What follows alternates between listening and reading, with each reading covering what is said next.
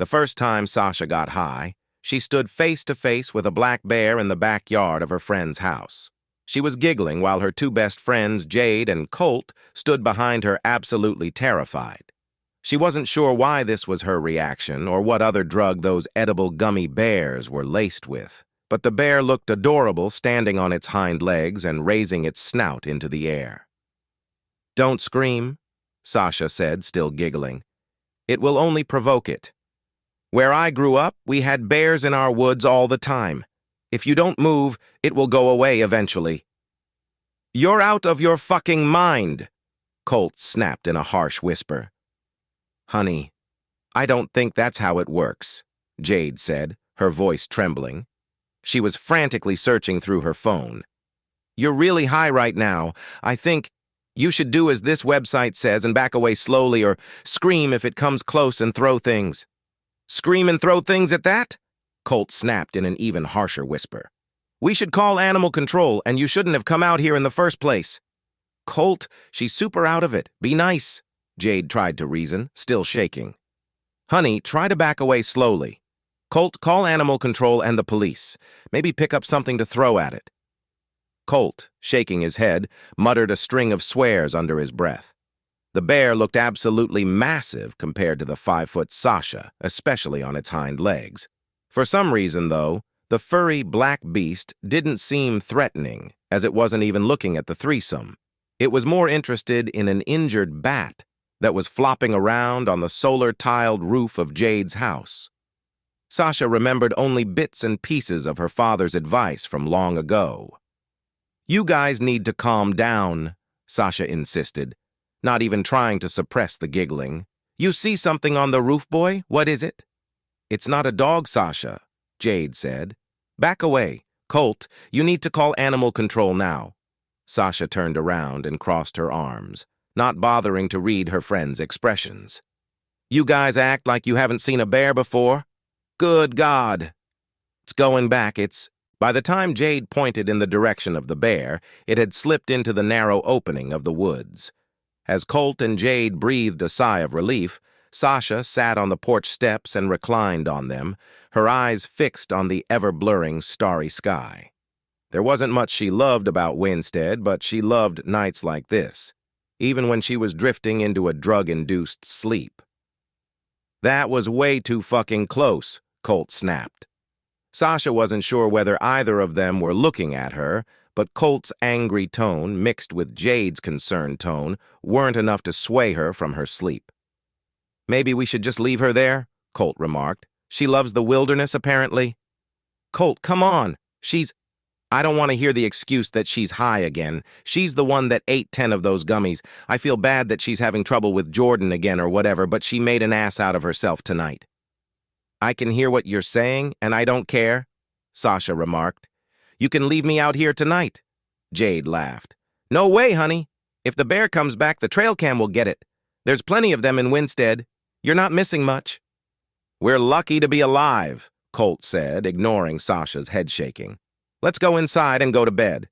Maybe when you wake up, you'll sound like the more rational one again and stop sounding like your boyfriend."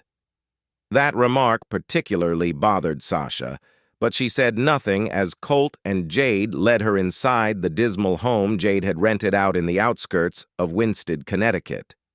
Even with the solar tiles the landlord fixed on the roof, the place was still a dump in Sasha's opinion, with mold stains all over the ceiling, boarded-up windows, and a total lack of air conditioning. It didn't help that Colt was secretly living there and leaving garbage in every room. By the time Sasha stepped inside the dark guest room, the only room untouched by either of them, she was relieved. She was happy to lay down on the single olive-colored couch that fit snugly between two stocked bookshelves. Sasha took the night to sober up, tossing and turning on barren cushions with broken springs.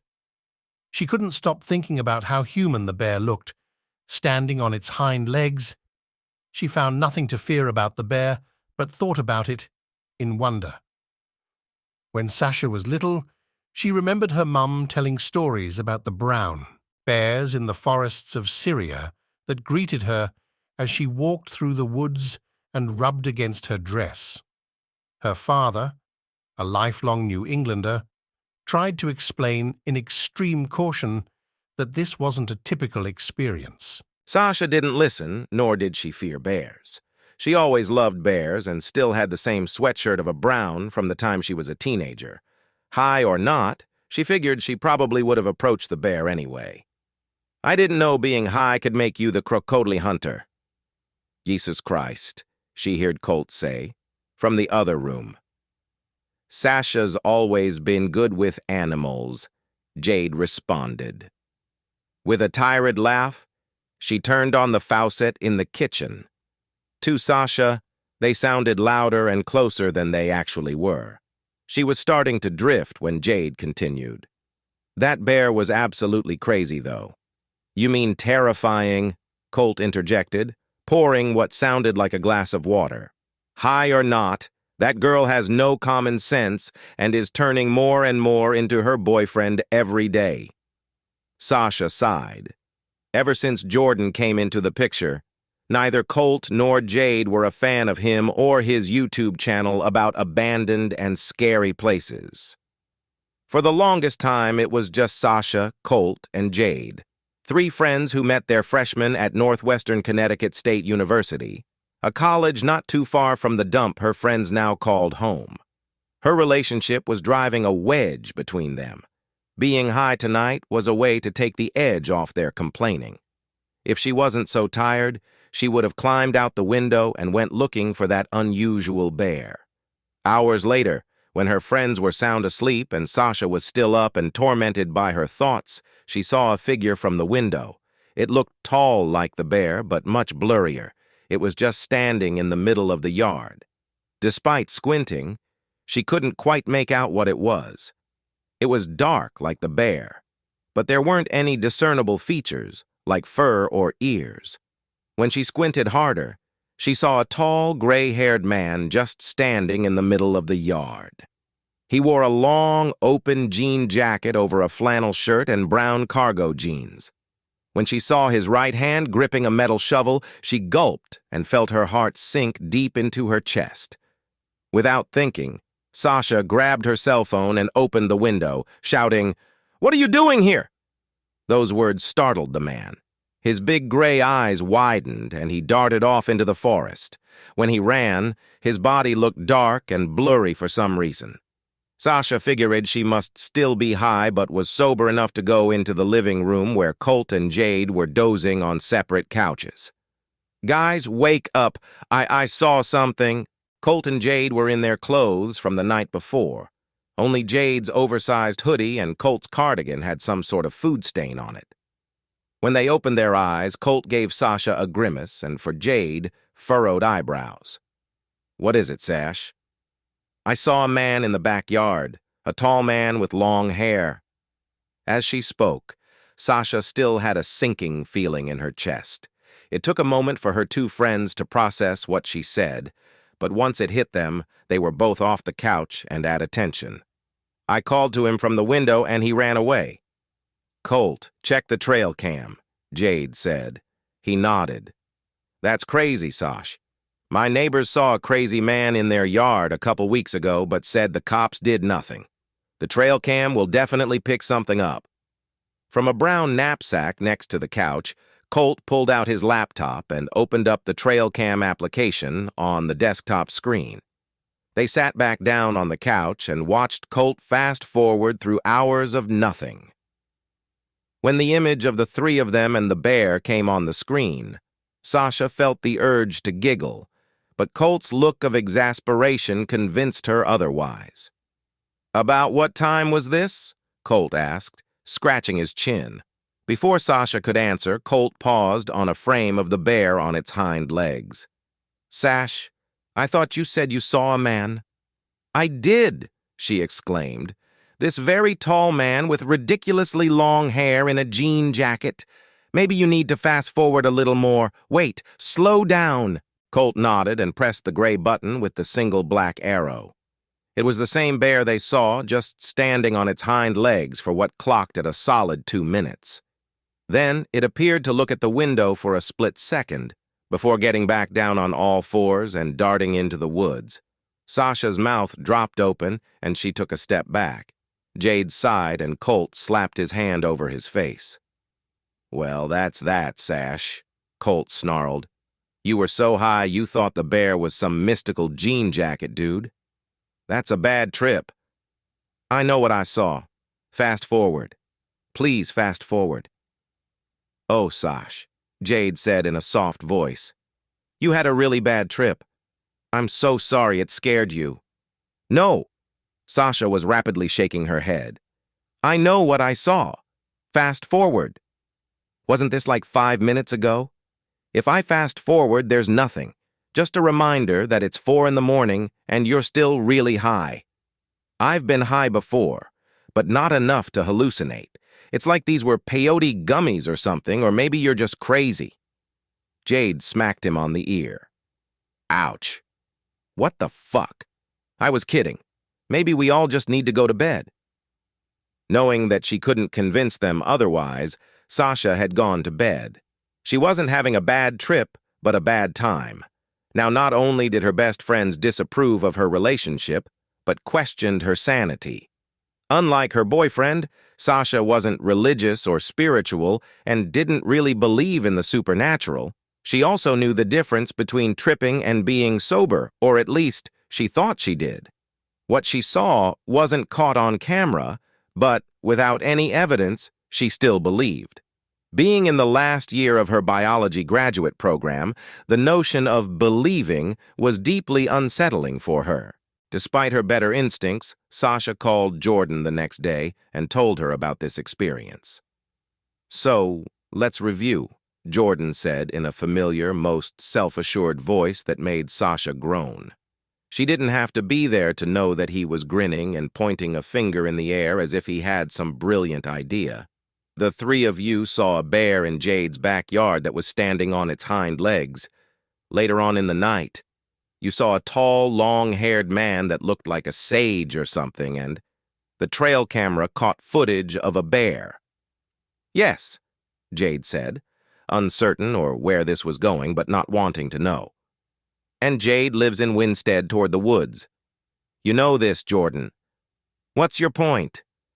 There was a brief pause before Jordan blurted out, "You had a visit from the Winsted Wildman." "Oh, God," Sasha groaned into the receiver. "Like their high sports team mascots." "Ah, no, that's the Winsted Wildmen. There's a slight difference. See, they get their name from the local legend of the Winsted Wildman. It's like Connecticut's Bigfoot."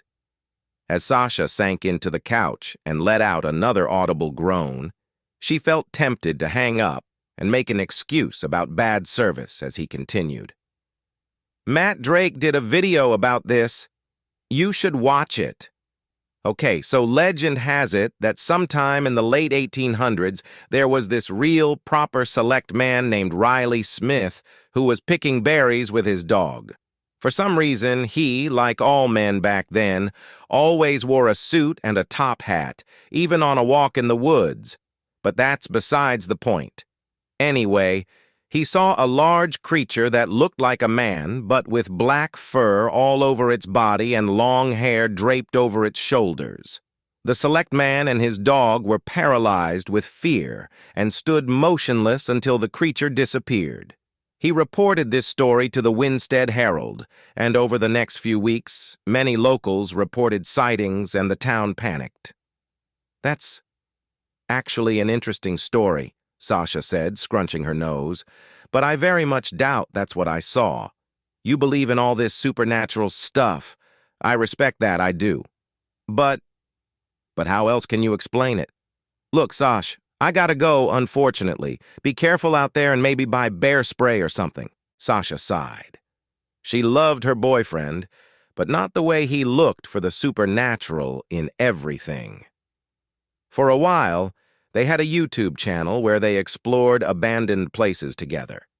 Ever since he met Matt Drake, however, he dragged Sasha on ghost hunts and cryptozoology searches around the state for creatures with weird names like the Glauacus and the Black Dog of Hanging Hills. Something about the Winsted Wildman intrigued her too, At the very least, she found it strange that the camera footage picked up a bear and not the mystical-looking figure she saw. Maybe she was tripping. She'd accept that explanation before Jordan's. That morning, Sasha considered searching the Winsted Wildman on her phone, but she had no signal.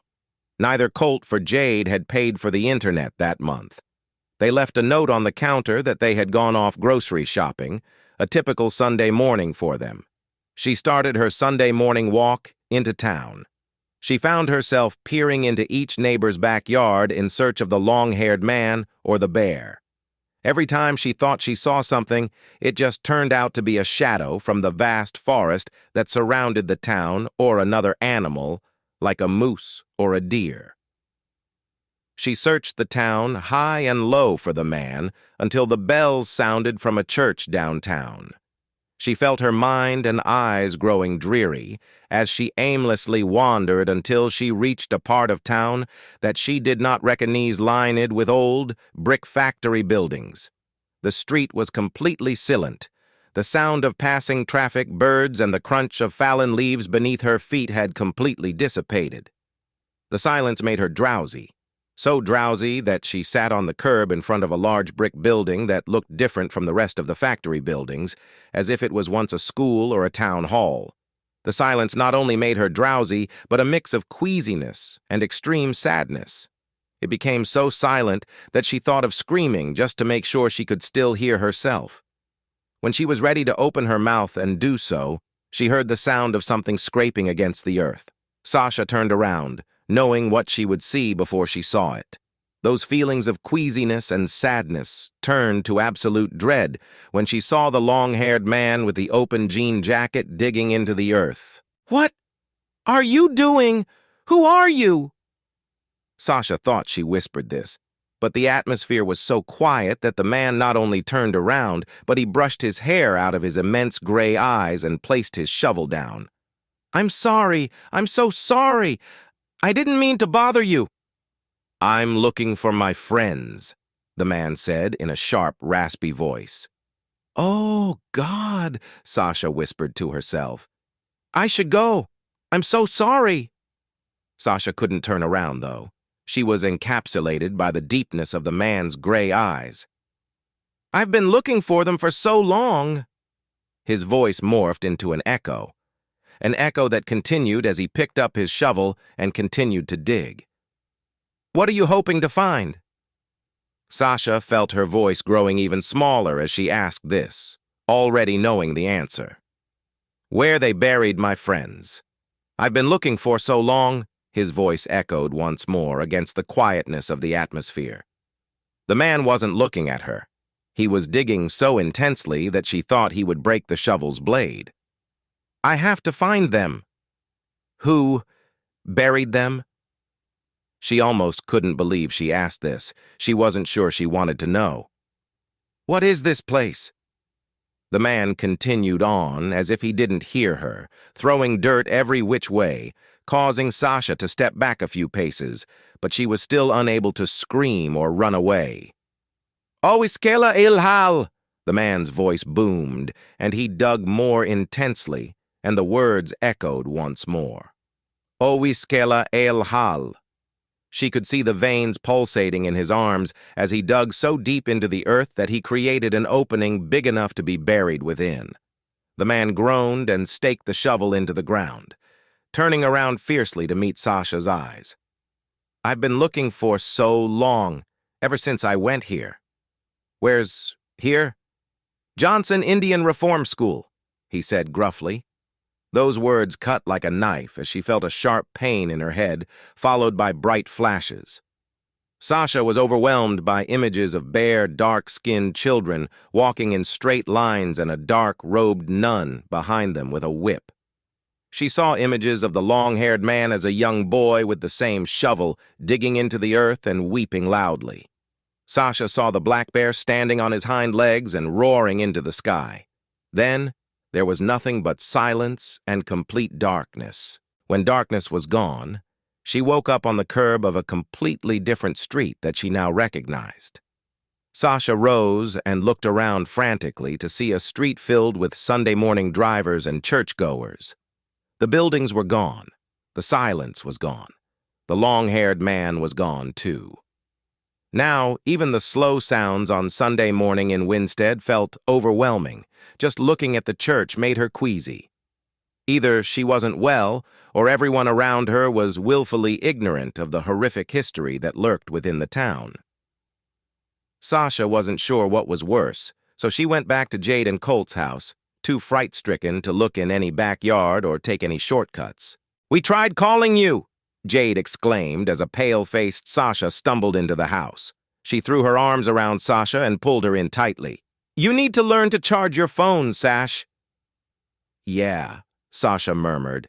Even Colt looked concerned and was reading something on his phone. "Looks like you did see something last night, Sash." He handed her his phone. It was a silver alert text about a man named Tristan Morgan who had wandered from a retirement facility 24 hours ago. It described him as 6'5" with long silver hair. Sasha bit her lip, her hand shaking against her jeans. "I think you saw this guy.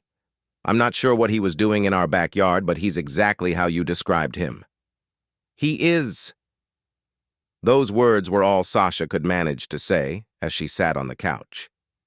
Colt and Jade suggested reporting what she saw to the local authorities. All she could do was nod. She felt too frightened to express what she had seen, or to even rationalize it, even to Jordan, who would believe her at the drop of the hat. It wasn't until days later, when Sasha was back home, that she mustered the willpower to search for Johnson Indian Reform School. To her surprise and disappointment, she found the Foreign Mission School in Cornwall and the Moors Indian Charity School in Lebanon, but no combination of words matched Johnson Indian Reform School. Perhaps the man she saw attended one of those schools or was just old and confused. Perhaps she felt such an intense connection to him that she imagined what he once saw. Perhaps it was just an old man with dementia who mixed up stories from other family members or legends. Sasha searched as intensely as she saw the long-haired man digging that day, but no results rendered. Perhaps it was best to just try and forget the disturbing images she saw and heard. No matter how hard she tried, Sasha couldn't forget about Tristan Morgan, the Johnson Indian Reform School, or anything else she had seen. She stayed over at Colt and Jade's place as an excuse to search the neighborhoods for the man or the street with the old factory buildings. The trouble was, Winsted had many streets with old factory buildings, but none that were shaped like old schools or town halls. Colt and Jade asked where she would go on her walks, but she never said. Every time she tried, she heard Tristan Morgan's echoing words. "I'm looking for my friends." Sometimes she felt the urge to help him. One time, the urge was so strong that she wanted to call the retirement facility and ask for him by name, but something stopped her. His name, his story, his figure felt too real and unreal simultaneously to make any contact. One night at Colt and Jade's, many months after her first encounter, she sat on their back porch, chewing an inordinate amount of gummies to their chagrin. It was the first time Sasha was able to laugh and smile in a long time, but this time, Colt and Jade knew they couldn't stop her and just settled for the fact that she was happy and silly enough to joke around again. It was nice to join in on the silly conversations and make fun of Jordan and his crazy ghost adventures together. They were so busy sharing gummies and staring at the stars that they hadn't even noticed the black bear that had stumbled into their backyard, this time on all fours. "Oh my God," Colt said, tensing up and whispering sharply. "Sasha, be real quiet, and don't do anything." "Yeah, Sash," Jade said, grabbing onto her shoulders. "Please don't do anything stupid." "Hey, what's that in its mouth?" The bear had something white and pointy in his mouth that was rounded at its ends. Sasha's jovial mood turned into one of complete silence as she stared at the pointy figure and into the bear's gray eyes. She hadn't looked into the bear's eyes the first time she saw it. "Now." Sasha sat quietly until the bear seemed to nod at them and slipped into the narrow opening of the woods. After it left, and after what seemed like an eternity of silence, Sasha said in a hushed tone, "I think he found his friends."